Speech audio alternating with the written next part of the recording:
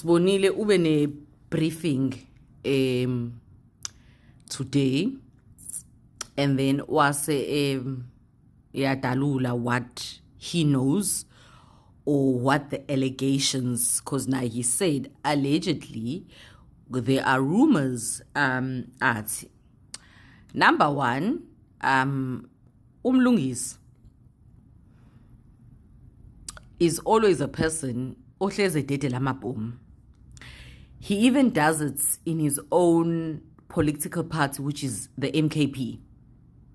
There was a time where waze wabizwa, I think kwathiwa akazi ukhulu, I think kwakuleyo mama i-Women's League nama-Pakistani, something like that.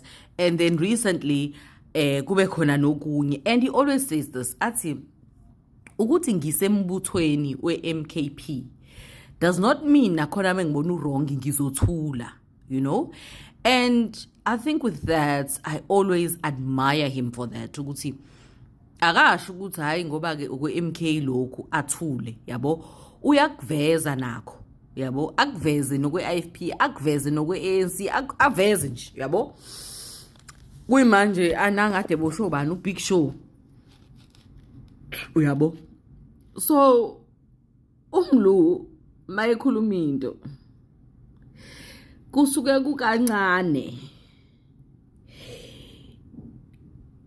eqambe amanga o engenabo ufakazi. He might not dalula the proof ngaleso sikhathi, but usuke nabo. That is what I've noted ngaye. And also leya in podcast le kaNgizwe or something, somebody did confirm that in meeting between uNgizwe or Phakela uMthakathi and the president was not an emergency meeting. Kwasho uNgizwe ebaxoxela yayivele siyaziwa i-meeting, and then ubhuti Phakela uMthakathi maye fika uthi it was an emergency. So already we saying uqambelani pho amanga, uyayizwa lonto. I'm not saying uyithathile imali, I don't know, but what I'm saying is that if sonke besithi umongameli mubi, umongameli should step down, because there's also a post where uPhakela uMthakathi saying the only resolution for this is for the president to step down, and then you come again and then you tell us, Uti, this man is a nice man. We like, what changed? Yabo? Umlu, if at any gathering, Umlungisi, inkinga amancinci, mekwathatha microphone, ukathi phansi ngoRamaphosa phansi, that day ngimuzwa ethi hayi uRamaphosa ukuthi I would raise my eyebrows because of what you have fed us for such a long time. So lento eyenzakalile ukuthi kuhamba nalelinye ixoki leliya, yabo, engeke silmention because ngo-2024 sithe sithi siyithishile sini ANC, lona lathi akuvotelwe ANC. So manje mekunale leyaxoki phakathi, siyalithanda, mina ngiyalithanda ngeveleke leyaxoki, ngiyayithandela nje lona futhi ngoba ngibona luhlanye. Kodwa manje ubuxoki balo akeke sikubalekele, angeke sibalekele ubuxoki balo, because we know ubuxoki balo, yabona. So angazi, I'm praying ukuthi ayithathwanga imali, ngoba kuyimanje salahlekelwa uGeneral Wolomisa ever since angena kwi-GNU. Kancane kancane besimuzwa ethi lamasele ANC, lokho angena kwi-GNU amasela ka-ANC awasekho, uvala umlomo uthule because iqatha lihlela emlomeni. So asifuni ukulahlekelwa abanye abantu, and we are hoping and praying ukuthi abayithathanga, ngoba leli yaxoki leli yana ngeke silithembe. Angifuni uqama manga, ngimthanda impela, kodwa nje ayila ulimi lakhe no siyamazi ukuthi nakumaskandi wayengevexova, siyamazi nje uyixoki nje ixoki. Kodwa I'm hoping and praying ubhuti Phakela uMthakathi ukuthi akangenanga kuleso silingo. Siyakhuleka, siyathemba ukuthi akunjengoba nalo otshela umlulu yonto mhlambe umtshele into naye angekho show ngayo noma umtshela amanga yabo. Right now I'm praying for umlulu to be wrong khona sizoba right sonke, otherwise sesiyagula phela manje. Mhlawumbe enye into eshaye umfethu uNdabandaba ukutshukutshu bopha umthwalo khathi kude kaNongoma ileyo ukuthi engathithi wazijwayeza ukuthi into masi ibona oyeni isuyilungela isamdinga omunye umuntu. Mhlawumbe mina nokweni imkhothe ezinkulumeni zakhe ezinye uNkulunkulu umphila amandla phayilo umthakathi mina ngesikudli ngesimdleleke lawo manga awunabo ubuhlakani bakhe kodwa obuyidinga uadvisor ozothi mase kuvezile ubuhlakani bakhe nama-powers akhe abese le advisor imtshethi hey le izokugacelisa somewhere yona izoba yinhle manje but ayizohamba ibanga elide. Yabona nje uphayilo umthathu shoti ngumuntu ozoba njalo eduze kwakhe. Yabona ke kulesimo bengefike kulesimo lesi nje ukuba uadvisor noma abantu abaseduze kwawo noma uyabavumela abantu bam-advise. Asiqalene emuva. Phakathi umthakathi sihlekwa ama-Nigeria ethe nje uphalo manje only 5 million ekukhuluma lokho ekukhuluma la ngeinsizwa yena engayimention iMarch and March ethi nje only 5 million iMarch and March alone ayikazi wacela ama-donations kubantu nokumuva yasheshe yatshala ama-structures ayo throughout the country yenzela ukuthi kungabikho lento ukuthi sesishode ngopetrol sesishode ngani. Okay, mhlambe yakho phela umthathu ube no-advisor ozothi nawe ke sicela utshale iy'nsizwa kuyo yonke izwe lase-South Africa ezizoba yiseka iMarch and March party ngensizwa nobunsizwa zayizoseva yonke lento ukuthi sicela nayo i-account sicela nifake imali ukuze sikwazi ukumuva. Yabona once waziveza kwi-NM yakho as umuntu obuya ashayeke somewhere i-NM vele kulula ukuthi ingene uzoyiphikisa kanjani imali ukuthi u3 million ovezwa uMancinza namhlanje ukuthi ngempela uphalo umthu uthathile ngoba uphalo umthathu uthi ucela o10 kubantu ukuze alwe noRamaphosa. The same Ramaphosa asehleli naye futhi esitulweni uzophikiswa ndlelani ngiyayibuzela nganza kwethu siyafisa nami ngiyafisa nami ukudefend u3 million ukuthi inhlabi lento ayothola but kanjani ngoba ufike wakuveza ukuthi amakhwerekhwere ashaya u10 million phansi athi akawubulawa kaNongoma. One of the videos uzwakala ekade evala amavalisa amaSomali la amaningi ayebamba meeting nawo lapha bephuma ekhasini ethi ngizonibiza amadoda kune bootcamp engiranayo la ngizodinga uxhaso lokho ikhona ivideo kuma socials kusho yena umfowanda abandaba engizama ukuthi kunezinto ethola ukuthi uNkulunkulu mayekupha ama-powers tholo advisor kodwa yami lapha lumthathu tholo advisor ezinye izinto uyishayela wena ama-own goal nje onke lento yenzela ama-own goal aqhamuka kuwena utshela yimini ufama mkhwanazi ezinye izinto ziqhamuka kuwena zikushaya nje ezakho. Yabona kuMancinza nekhathi usa excited ukuthi uhleli meeting nabo awuvezanga u3 million ngaba ifikanga la ngoba inqumo eziningi wawungakazi noma uzogcina uvumile nokohlala noRamaphosa noma u-in between uyathanda kodwa ukufika eduze naPhosa ngoba unenye into yakho iphusha eceleni elidingayo uxhaso lukahulumeni at the same time kunento ekuthiwa iMarch and March epowerful manje ebhekene nohulumeni kanje and umuntu ophezulu kule nto le-March and March wena ohola iy'nsizwa eziningi wayiveza-ke leka-3 million nawo uRamaphosa ufuna ukunika u3 million. Uma sekuvela ithomanyana idifendeka kanjani into nje sivezwe uMancinza lama-evidence afunwa yelabantu abathi akuvezwa ama-evidence athi uMancinza ngempela wena ukhakeliwe imali and then hearsay. Yes, masiyibuka both side vele nami uma sengibuyela ngeside lakaMancinza fanele manje uMancinza kuze into izoya phambili yekela ama-hearsays verse evidence kanjalo nawo phakula umthakathi uyikhipha kanjani le ukuthi wamtshela lo ukuthi ufanele ukuthola uRamaphosa ufuna ukunika u3 million ubona wagcina uhlalile and on top of that awubange sayibambe meeting elandelayo abayihlelile ukuthi hlala phe nabantu beMarch and March ubachazela ukuthi yiphi into eniyikhulume noRamaphosa engasayithinta iMarch and March uRamaphosa right yini and uma uqhamuka lapho unemali yakho nayo yonke into bafu iy'nkomo eziwu-2000 iy'mbuzi eziwu-1000 uyisigwili kabi wena kodwa at the same time omunye umuntu ozokubuza nje umbuzo obudomu kodwa oyakha isense uzothi maye ndoda wena buzuhlelo ukudayisa ingoma kulezi ingoma ezu-2000 uhlelo ukudayisa ingoma ezu-10 uyifakele opetrol uvolontier ngoba uthanda izwe why bekufanele kufake o-10 kwi-account yakho and lapha futhi ungazi ukuthi ish yane ama-on call zonke lawo nginey'moto nginey'nkomo zami kodwa athi unikelela imoto zolo lokho awuyimbonga ngani imoto uthi angiyifuni imoto ngoba mina nginey'nkomo zami kanongoma ngizohamba ngiyoyidayisa mina ngizodayisa iy'nkomo nje akesinje iy'nkomo kulo 2000 onawo iy'nkomo uma udayisa iy'nkomo ezu-100 iyaphuma i-1400 lapho no-petrol iy'nsizwa ziyalayisheka yabona noma ithezi liyaphuma iy'mbuzi ziyizodwa ezu-5 ziyalikhipha i-uno ngoba for ukwazi ukumuva in and out just ukuthi ube mobile ungalokhu basematekisini ngasonke isikhathi angithi zonke izinto othola ukuthi wena bafo uzothi uyazama uyayichaza ezinye ama-on goal aqhamuka kuwena uyamdinga phakela umthakathi mkhaya wami u-advisor ozokutshela ungayisho le isho noma uma uyisho le awuyisho kanje yabona manje akekho umuntu noma abanye bengambona uMancinze wrong but iningi lizombona e-right ngoba watshelwa wena ngoRamaphosa ofuna ukukunika u3 million wena ukuze ume kulento yamasho manje and wakuthi uMancinze wakuza wena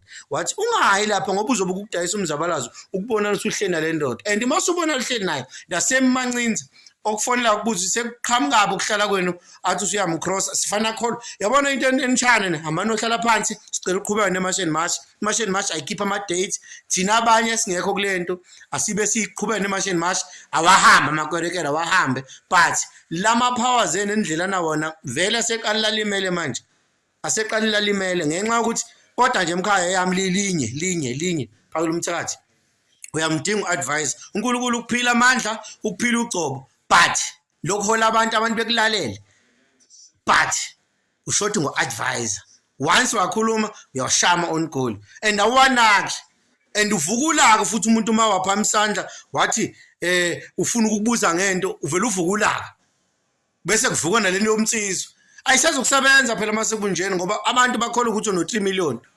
and lento yenzeka kabi yenzeka uhamba nalo ungizwe owaba womunye osuka akaphelisha iminyaka emingaki wathatha imali kusem Mr Ramaphosa wagibeza abantu abawu10 wathi bahinso nezinsizwa namabhinqa awaholayo lawo akwazi kwalawula lalela yena wagcotshwa isilo wathi kola amabhinqa wawafaka egroundini so nawe awuzinakanga lento ukuthi umnamathele kakhulu umfo wamacingwane kodwa futhi ungasabheki ukuthi ish yane phela ndoda inazi izikandale zezimali hey we qhamuke nangathi kanjena kuba nomsindo maye ngasanakekanga yabona nje kumaskandi kunje nje ingoba ukuthi khona abanye abangafuni ukumnaka kufuneka kubonakala ukuthi so engizama ukuthi nganza kwethu mkhaya ngoba uNkulunkulu ukuphile ugcobo thola uadvise hlale naye phansi hey yazi ngicabanga khona umoya sengususa bese to advise ayingeke lapho othi mawuyithinta leyo ibeka nje uyibona kanjani nje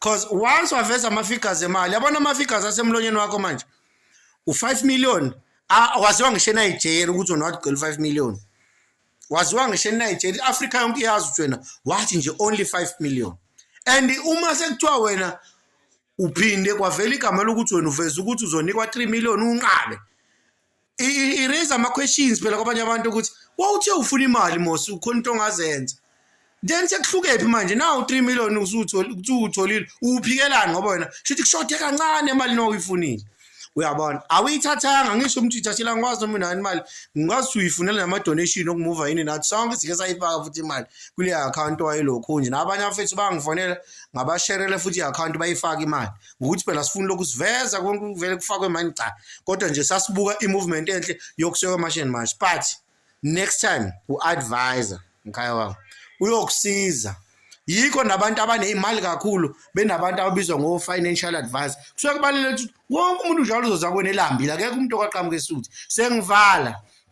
lena yenza isense nombani uma engayenzi futhi indaba anginendaba vele ofisini lapresident ngeke uphume ungaphuzile amanzi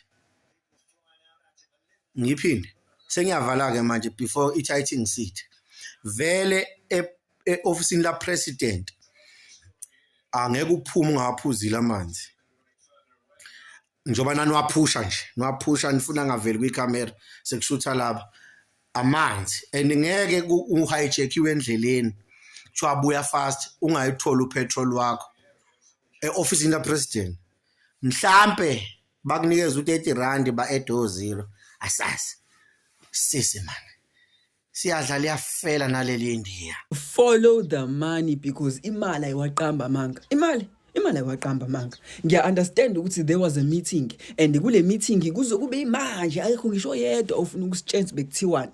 And if bekuyinto ephilisayo, into ethuthukisa umuntu omnyama ohlala eSouth Africa, ngabe sesiyazi. Why is it that everyone uthuli but siyayibona intombi, siyawabona ama video siyancoma. Be an independent thinker mntu omnyama. Zicabangele wena ufike nama conclusion akho. Follow the money. If ubazi bonke abantu bebe present kuleya meeting, ngicela uba follow bonke and then monitor izinto because as abantu abamnyama asikwazi ukufihla imali. Ihlezi izovela. Not saying ukuthi there's money involved. Angisho lokho. Into engisho mina ukuthi zicabangele wena ufike nama conclusion akho ukuthi kwenzekalani right now. Follow the money. Kukhona ozophahluka. Kukhona ozoyiveza imali ukuthi ikho. Limile leli lokuthi upresident wayengekaza ambize vele uSisi Jacinta. Isizathu esikhulu ukuthi wayengekaza athengeke. Isona sizathu leso president angambizanga. Angithi uSisi Jacinta uyena njalo phumela obala benelakho abaphumela obala bethi our government is corrupt, we have to hold our government accountable. So and leyo nto uhlale ikhuluma public bezombiza kanjani uSisi Jacinta kuleyo meeting wayengeke ubedinga abantu azothi mebeke kusama center lapha kwetafula bekwazi ukulalela yilokho ekudinga nje Mr President akukho kunye. So ubonile wahlala uMr President wabona ukuthi uma ngathiwa ngi-involve uSisi Jacinta kulento ngakusasa kuzobe kwazeka ukuthi upresident uzama ukusithenga. So indlela right ake ngibambe laba engazi kahle ukuthi imali bazoyithatha and okusama sentanyana bayakudinga bafowethu. Yabona nje kunamanga amaningi sekuyavela manje ngo-ghost lady ukuthi meeting kudala yazeka. Namhlanje sizwa ngelakho ukuthi meeting kudala yazeka kodwa ucingweni hayi ngijike standard hona. Uyabona uzubona amanga asobala indoda ime ithi ke ngangena ema-office ka president ngiqimbile. No, wangena ugqokile. Uyabo? So upresident nje bedinga umuntu azokwazi ukuthi memnika amakinati akwazi ukwathatha wadle. So kuSisi Jacinta kulento bengaqualify ngoba ubezophumela obala ukuthi awukwazi ukusithenga. Tshela ama department kahulumeni onke esebenze enza umsebenzi wawo. Ingakho ke uSisi Jacinta engabanga ingcenye yale ya meeting. Lakho march and march siyaphambili ngani. Ngiyazi ukuthi uyamazi umfoka amancinzi. Into engahlalike nama ngisobenzayo. Into mayazi njengoba injalo ekhuluma.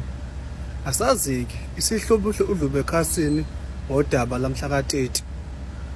Yasho nokuthi yona yayizwile ngomnikazi wendaba ubhuti omdala wakaNongoma ukuthi kunomhlangano ohlelwayo thinta yena umfoka kaNongoma sabumiza ngegama manje bazinkulu insolo bekwakena uthinta yena nomengameli ekusho ngeevent yamasaloni enzeke eThekwini kodwa ievent uzokhumbula ngayo ukuthi kungulupho osuku ngesikhathi behambele eKingdom Park beze bephakona abafethu bahlala emgwaqeni ukudla bebathandazela kuthiwa ngalo date leyo ukuthi lo kaNongoma wakuveza ukuthi useyitholile invite kaMengameli kodwa uzodecline kuqiqi usethi ukuthi ubhuti kaNongoma yena waze at night shothi umhla ka29 ukuthi uyafuneka ngo2 ebheke eThekwini asazi kupho weqiniso longamanga. Kodwa ngeke ngasho ngathi uMancinza mekhuluma Monday ngendaba ephathelene nophakela umthakathi nemeeting yakhe nopresident sizoqala phansi wonke umlilo besubhuleka kodwa kangimgxeki umfowethu ngoba ama-point aqhamuka nawo ayasithinta ayasiforce ukuthi ake siqale phansi futhi sikhulumeni. Undabandaba akakhuluma akawaphendule lama-answer lama-question kaMancinza aphethe insolo. Kulungile-ke bafowethu asiqaleni phansi mina nani la abangakezwa ngale ndaba. Umfo kaMancinza umlungisi Mancinza oyi leader yelakho ilakho yilaba ke abasebenzisana organization esebenzisana ne-March and March hand in hand njoba kuliwa nje nendaba zokuthi abahambe bona-ke balwa kakhulu in a line yokuthi abantu abathola umsebenzi laba emabhizinisini emafemini bakhipha abantu bafaka umuntu wase-South Africa mebekhipha illegal foreigner. That's what they do. So kuthe mekusuka yonke lento leya yokuthi ophakela hayi sebesuke manje bayomeet upresident wabhala nje kulapha ku-Facebook wathi hayi yena Monday khona inkulumo azoyikhipha futhi yena ngeke avumele umzabalazo ukuthi udayiswe. Hey ithe bekhuluma lento ngaba concern ukuthi uthini lo muntu methi ngeke avumele umzabalazo udayiswe. Kulungileke sasho ukuthi solinda uMonday lana-ke during zonke le nsuku over weekend silwa nalento ukuthi hayi uphakela phela bengekho wrong ukuyo-attend upresident nani njengensizwe eziyithembayo phela siyafika hayi loku angeke simvikele futhi ngeke simjikele uphakela akeke asiphendulele. I think it needs an emergency respond from yena and an emergency public meeting from yena no Jacinta yena ne-March and March naye lakho nayo uNyezwe can be part of that because ijulile. Nangu-ke umlungisi uchaza kahle ukuthi i-March and March iqale last year March. It was even called March on March because it started marching on the month of March. Beautiful. Uyasho ukuthi bona be-organization zilakho, they were there working, supporting March and March alongside yena uSisi Jacinta. Phakela Umthakathi was there also coming here to support. So kwaba nevumelwano ezenziwayo ngokuxoxa nje ngomlomo ukuthi amadoda nayo into esilwayo la inje sibhekene ne-enemy enkulu la, so kunezinto okungamele sizenzeni kunezinto okuzomela sizenze. Yabona bekhuluma nje ngomlomo ema-meetingini wabo after leyo March meqala i-March on March last year ngoMarch. So uthi uMancinza-ke let's fast forward kwaba-ke uJanuary kwaba i-this year nawa kama-March siyawabona yenzeka. That's okay. Uthi uMancinza meqala kuvelela uphakela Umthakathi kakhulu esithombeni ngoMay this year. Sikuphuma lama-march amaningi-ke manje sigcwele nensizwa kuma-march ngoMay this year. Uthi uMancinza uphakela Umthakathi yena self watshela yena uMancinza ukuthi wensizwa upresident ufuna ukungibona and njobe efuna ukungibona kanjena ngathi inkulumo afuna ukungibonela yona iphathelene nemali ngathi ufuna ukungithenga upresident. uMancinza-ke uthi uphakela Umthakathi wayesho leyo nto ngoMay uze wakhipha idate ngathi ngo-21 May, I'm not sure but ngoMay. Uthi hayi bayibambe le meeting baxoxeke be-organization behlangane nje nophakela ukuthi no hayi lokuzane phakela Musa uthini wena kuqala hayi asho insizwe ukuthi hayi cha mina ngeke nje ngize ngiye kuphake njalo ku president ngeke ngize ngidayise ngomzakabalazwa ngifune bribe mina ngilwela abantu, so meeting a president is a wrong move from me. Kusho luphakela emeetingini ehlanganise abantu ababhilivela ku March and March eThekwini. Hayi kuvunyelwane ukuthi amadoda sonke asikhulumeni izwe lilodwa. Akunamuntu ke ozoyobona upresident ngoba upresident sekuhighlighthelile wena phakela ukuthi ngathi ufuna ukupha imali. Uphakela washo ukuthi upresident ngathi ufuna ukumnika imali. Over the call whoever upresident ayemthumile ukuthi akhulume nophakela. Uphakela ke wayi report. Fast forward asiye nge-29.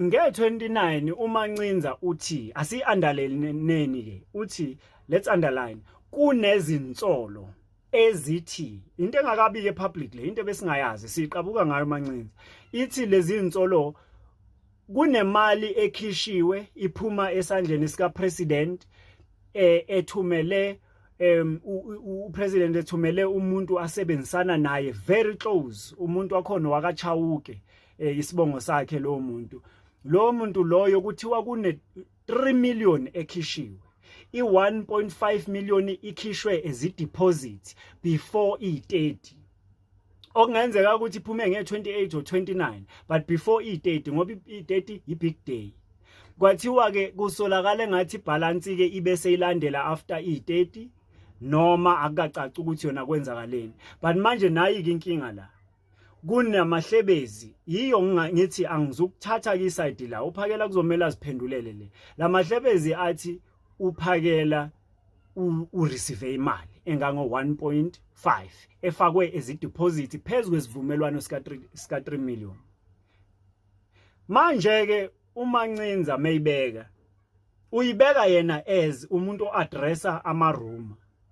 Uthi ke uma Ncinza kwayiwa ke kwi March and March nge30 kuthe maqedwa ku March and March waya kuphakela umthakathi wafika wambuza uthi phakela mfowethu waya kanjani ukuyohlangana no president ekubeni wena ngo May wangitshela ukuthi upresident wasitshela ukuthi upresident uyakufuna kodwa ufuna ukukuthenga ngemali wasuyelani ke nge29 sekukhulunywa nge30 ke after marching later hours I guess athi uphakela cha ngiyile kodwa bengingayanga ukuyothatha imali mina mfowethu angeswele kangako mina ngiyakwazi ukuziphilisa bengingayile ukuyothatha imali bengiyomitha nje ngoba enale message afuna ukisho ukuthina ephume iqhamuka ezikholi ngalo lolo suku oludlulile ntambama bengiyozwa nje ukuthi uthini ingakho ke ngingafihlanga okuningi mina ngayiveza leyo nto kulungileke hayi ke alokhuzeke uMancinza ke bese ethi phakela ke mfethu buka ke asetheni meeting eksasa meeting eksasa ayibe nathi silakho ibe nama representative ye March and March besiba nawe le meeting lena ke siyibambeni mhlambe before yokwenza imedia briefing nisakhumbula uphakela umthakathi ube nemedia briefing uthi uMancinza wavuma uphakela ukuthi hayi cha sizoyibamba lo meeting before imedia briefing. Hayi uthi uMancinza ekseni ke wafona uphakela kayibamba ifoni ibodyguard leligada uphakela libamba ifoni wasaphinda phinde wazwamiyeka kuthe meseqedile ngemedia briefing kuma later hours after uphakela enza imedia briefing uthi wafona futhi umlungisi la kuphakela siyibambeni meeting phela and that's what he made a second call for later hours uthi wangamthola futhi uphakela so isimo la ukuthi uphakela ke akakafuni noma akakavumeli ukuhlangana nomlungisi neMarch and March in person ukuthi kuxazululwe le ndaba yokuthi mfowethu uyeleni kupresident ekubeni saxoxa ukuthi wena wathi wena ngeke uzwe uye kupresident ngoba upresident wakuthembisa imali ngoMay wayiphika manje mesubonakala ke manje uye kupresident uthi sicabangeni so uphakela ke kuthiwa uyidojile ke leyo meeting kuze kube namhlanje ayikahlalwa ngoba phela umlungisi uyikhipha manje ngo12 njoba kuyi6 nje njoba sikhuluma so nansi inkinga lana ke the way uphakela eDoja ngakhona ke ama meeting ukuthi ahlangane no March and March nomlungisi according to how umlungisi esho ngakhona lento ke solisa ukuthi uphakela inkulu into ayifihlayo thina ke njengabantu esimkhonzile uphakela bafethu siyathanda noma sithandi angeke simvikele ngeke sithi udayise ngomzabalazo sithi phakela mfethu responda nje impela lena akasikwazi ukuyignora responda ngoba phela lapha bekukuningi esingakuvikela lapha yana ukuthi uhlangane no president sekukhudlwana lokho kufuna wena nje impela responda make a video make angazi vula ama camera uhlale somewhere and answer to this but at the end of the day hamba uyohlangana neMarch and March mfowethu uhlangane nabo iqembu lela khona amanye ama organization akumzabalazo wodwa wokulwa no government ukuthi abahambe wokuthi South Africa mayibuye kuyokhulunywa lento ngoba nathi mfowethu mengabe wonile ngeke sikuvikele lana sithanda umzansi modern ukuthanda umuntu so sikukhonzile impela sikuvikelile kodwa lokho asikwazi lokho kumele kuphume emlonyeni wakho sekukhudlwana ake silindeke phakela ukuthi ukhulume mfowethu ukuthi uthini umlungisi ithi ngiyeke nje ukuhlezi ngicabangela ngiqhamuke nento esenginicabangelile yeah nginike nani some room to think yabo uma sinenkinga yama illegal foreigners eSouth Africa uhulumeni ushuthi akaboni uhulumeni wenu usho nje ubengaboni ukuthi kunenkinga yama illegal foreigners bekudingakala ukuthi kube nomuntu ozomkhombisa okay umthetho iconstitution nohulumeni wase South Africa uyakubona kodwa ukuthi nabo bayingxenye yokumaintain inkinga asithi abayiqalanga kulungile but ikhona inkinga yama illegal foreigners and uhulumeni ukhona uyayibuka akasho lutho ngayo okusho uhulumeni naye uyingxenye ehlangene neconstitution yakhe yokuthi maintain ukuthi kuhlezi kukhona ama illegal foreigners South Africa asivumelane lapho uhulumeni osakhela inkinga yama illegal foreigners neconstitution yase South Africa iyaxeka ixegiswa abashayi bomthetho ugovernment othi kunje kulunguleke uma kuqhamuka uphakela umthakathi noma usisijesinda noma ungizwe emchunu bethi hey sinenkinga la bamkhumbuza phela akaboni sinenkinga yama illegal foreigners kumele senze something as South Africans ukuyilungisa ngoba uhulumeni neconstitution kubonakala ngazi ukuthi uyahluleka wenza ngathi akaboni sinenkinga now osho ukuthi uhulumeni na iconstitution bayingxenye yenkinga ngoba benza sengazi ukuthi abayibona inkinga so sekumele sisukume as South Africans sizama ukuzilungisela but ekulungiseni kwethu sihlonipha umthetho nohulumeni angeke senze into engale kwamthetho angeke senze futhi into engale kwahulumeni ukuzama ukulungisa lo nkinga ithini ke lonto kuwena manje namba bethi abantu abasilungisela inkinga bazohamba ngendlela ezishiwo uhulumeni noma ezivumelana nomthetho kahulumeni asuwenza into engale komthetho kusho ukuthini lokho engqondweni yakho okay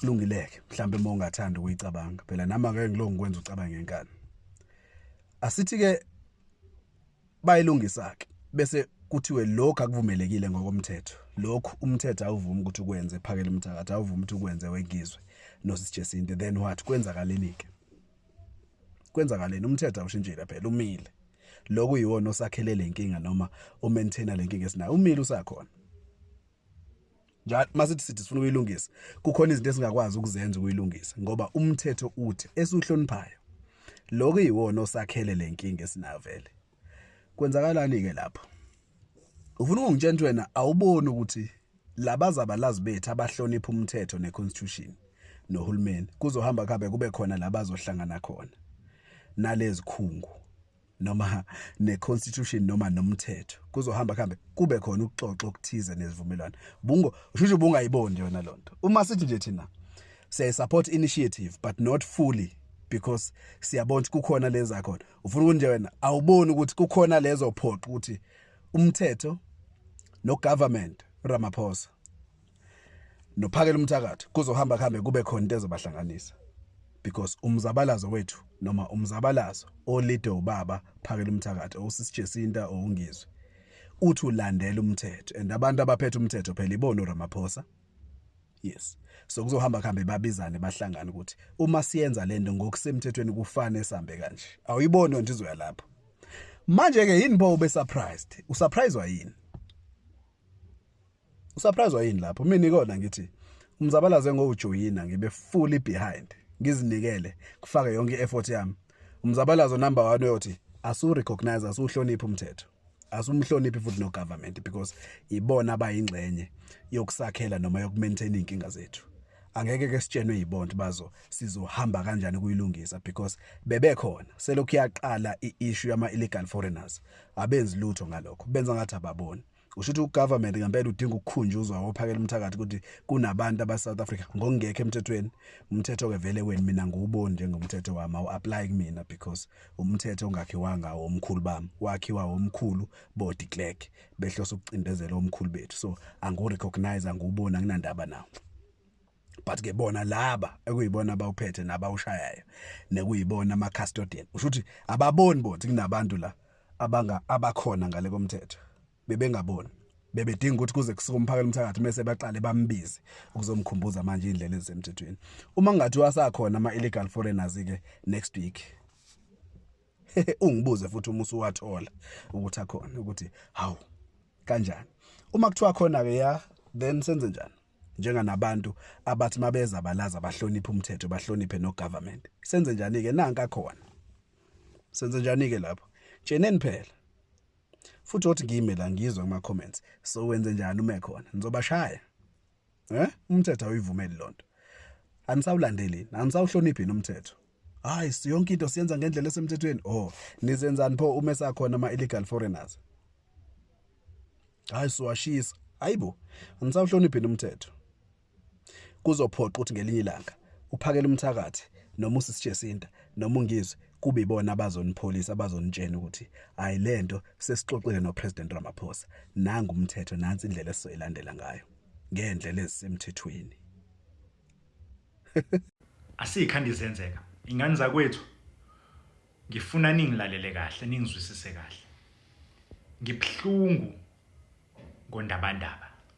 Ngibhlungu kakhulu bafowethu ngophakela umthakathi ngoba umqondo wami kusukela nje kulo yamhlangano nezinsolo ezilandele emva kwalo yamhlangano.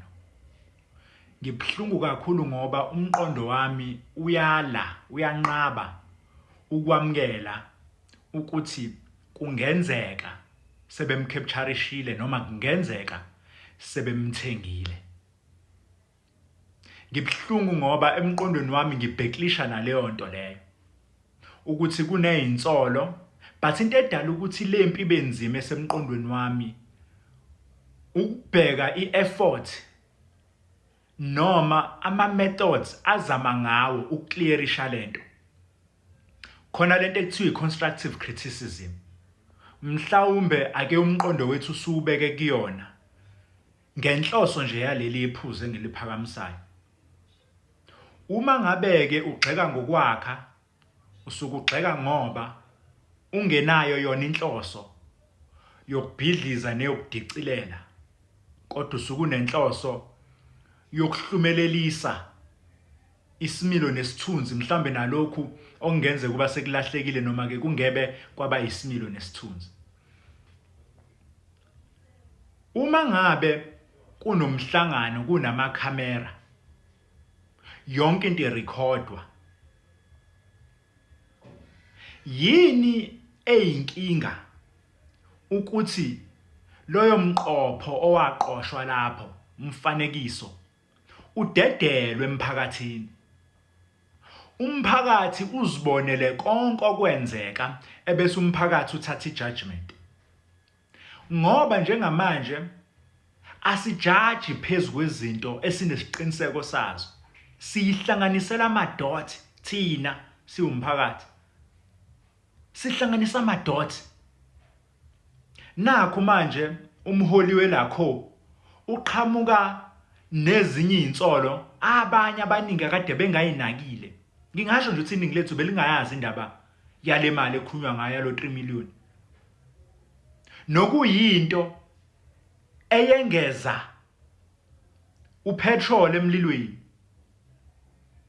Now iquestion uma ngabe sizoza phambili nezinsolo ezikanjalo, singabaholi asikabi naso isiqiniseko sazo, siyakha sihloseni yini inhloso.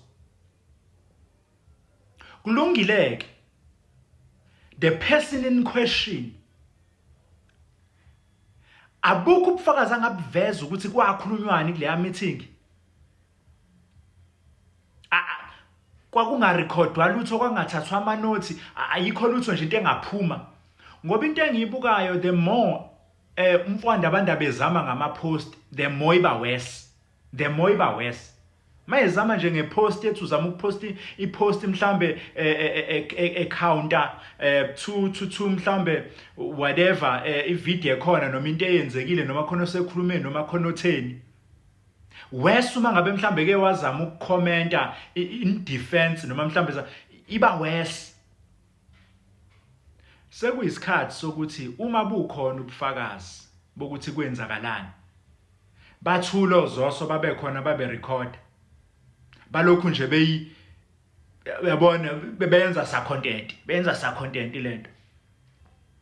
Bakhona ngizwe babe khona bathula icwaka.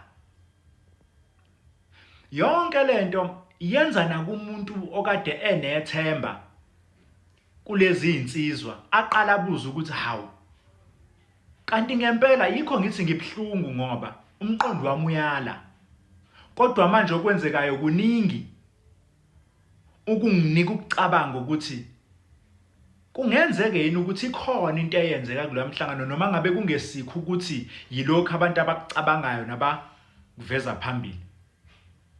Ngithi ke mina ngiyaphinda uma kukhona okubufakazi okwaqoshwa wayekhona uZosa ngazi bangaba beshutha yayikhona nalensizwa yona eshutha yena uphakela umthakathi akukhishwe umfanekiso wento eyenzeka uphumela umphakathi ngoba umphakathi ukhathazekile. Umphakathi manje nubeka phakathi nendawo sekufanele ukhethe nokuyinto that we didn't sign up for. Mhlazane sixhasa lento.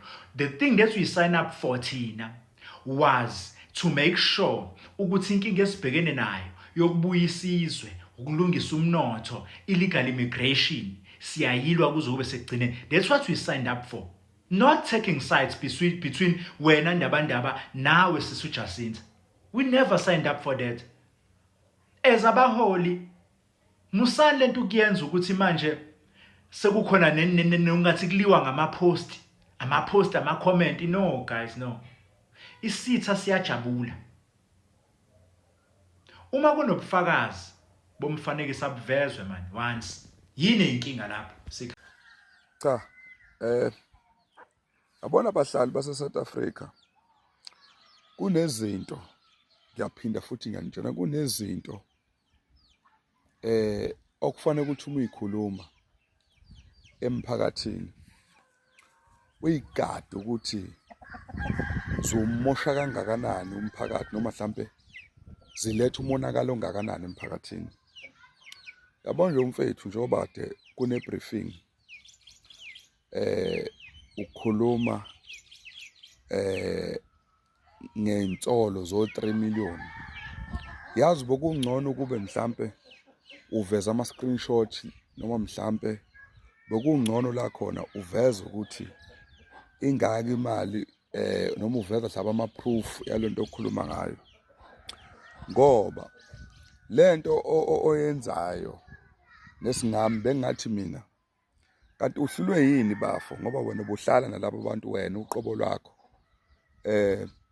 uhambe uyohlangana nabathi njalo ukuhlangana noJessica noba uphakela umthakathi uyikhulume lento kubona kuqala ngoba lento leyo ukuthi sizokhanda icontent ngento ezodunga umphakathi inkinga futhi ingozi. Niyabona lento leyo ukuthi uma umuntu efuna unyusa ama followers noma mhlawumbe efuna ukuthi abantu bapay attention kuyena ngento akangenayo ishow ngayo ingozi.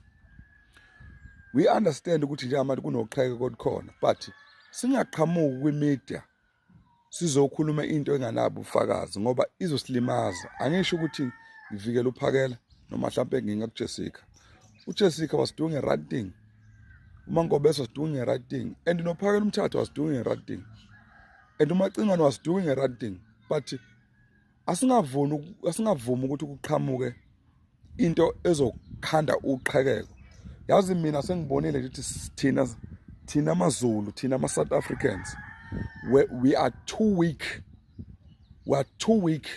Siyakwazi ukulahla ifocus entweni ade siyifuna. Siyakwazi ukulahla into bizosiza umphakathi. Yabona nje mfethu ibriefing yakho buyiqale kahle but kunephutha nje ngifike ngalibuka mina kulona ibriefing yakho. Awusichazeli bafo ngokuthi mangaka amathuba wavulile umsebenzi, bangaka abantu abangosomabhizinisi abangenile, bangaka abantu abawutholile umsebenzi njengamanje i-planning yenu ithini. Uzochaza ngeinformation engaphelele okuyinto mfethu okufanele ngabe njengomuntu olida abantu futhi ngabe awukwazi ukuthatha isinqumo sokuthi uvusana usuku uzoyideliver.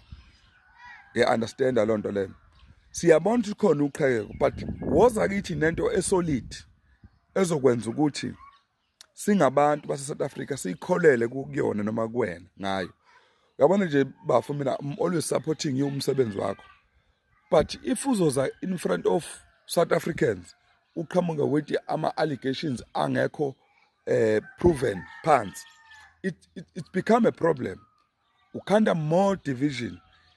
Yabo nikhanda more division esikhundleni ngabe nikhanda ukuya phambili ngendlela right nikhanda more division. asingayenzi into ezokhanda more division, asikhandeni into ezobe isolution ukuthi iSouth Africa ephambili. If kukhona izinsolo eninazo angithi nene nehlala ndawonye yini manje sineza ukuthi bafu ungahlali wena noma ngobese ungahlali nophakela Mthakathi ukhulume ngalento nabo njengoba manje usuza usuwetha thina sesikubona uhamba nabo, but today ukhombisa okukhulu bafu ukuthi wena